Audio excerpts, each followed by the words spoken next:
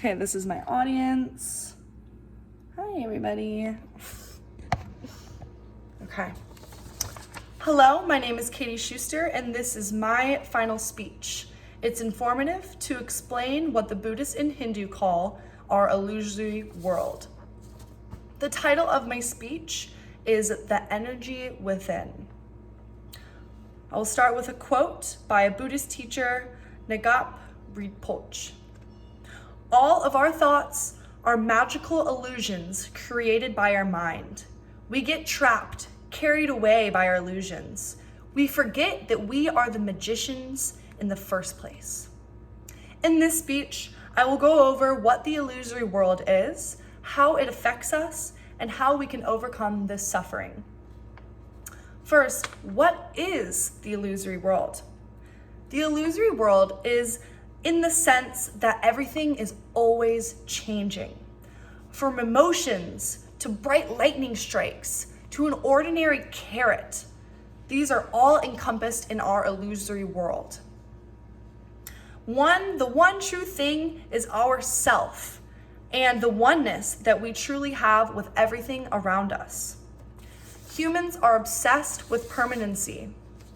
We like to believe that everything lasts forever, and because of this mental tie that we have, life causes us suffering.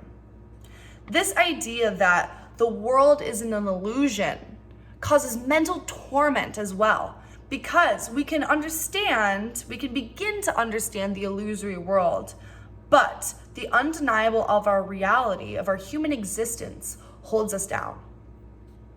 Now that I have just begun sharing the understanding of what defines our illusory world, I'm going to talk about how living in this state of misunderstanding affects us. Truly, it affects us in every way, from the way we understand colors to the way we feel about emotions. So let me just explain one emotion, greed. We become so obsessed as humans with gaining not only material wealth, but also human experience, friendships, relationships, travel. We can never understand the oneness that is our world. From infancy, we are constantly telling ourselves that the objects of the world are real, and further, that our happiness and fulfillment depend on acquiring and retaining these short-lived objects. But there comes a time when we notice that those material possessions that we have worked so hard to acquire are changing, disintegrating, or vanishing completely. Although we know that these objects and people are fading, we are still attached to them. This is a recipe for pain. The hardest thing that my brain has processing is aging and relationships being impermanent. I've always had a perpetual fear of aging. Some of the rest of our society, with the rest of our society, there are creams and elixirs that try to make us look and feel younger. But nothing can stop the physical decline that comes with age. Along with physical loss, we experience the non-material world as fleeting. This becomes painfully obvious when we consider relationships. Marriages fail, children fade away from their parents. Long-lasting friendships seem to just dissipate. This leaves our minds in a constant roller coaster of emotion, this obsession with the illusory. Now I will discuss how we can achieve peace within this chaos. To overcome the suffering, through meditation, one can find tranquility and understand that nothing is how it may seem. Nothing is truly substantial or solid. Everything is in a luminous space. This is a really hard concept to understand, but through this meditation and through this understanding, you can get to this level of conceptual thinking. Nothing exists independently. Everything is interconnected and interdependent. The world is also inherently unstable.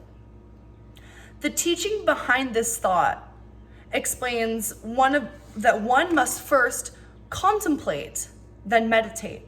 to contemplate and have deep thinking about the illusory, then to meditate in order to drop our grasping for knowledge and open up to the raw experience of real life.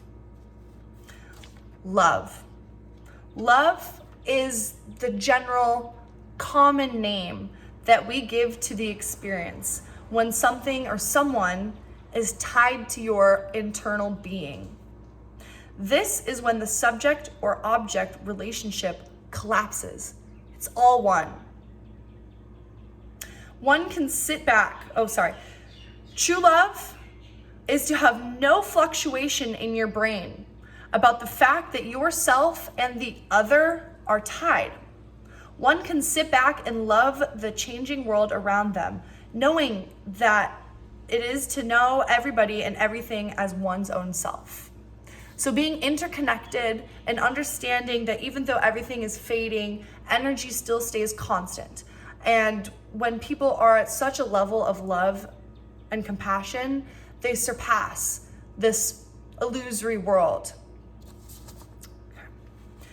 I was infatuated with this idea when taking my world religions class this semester.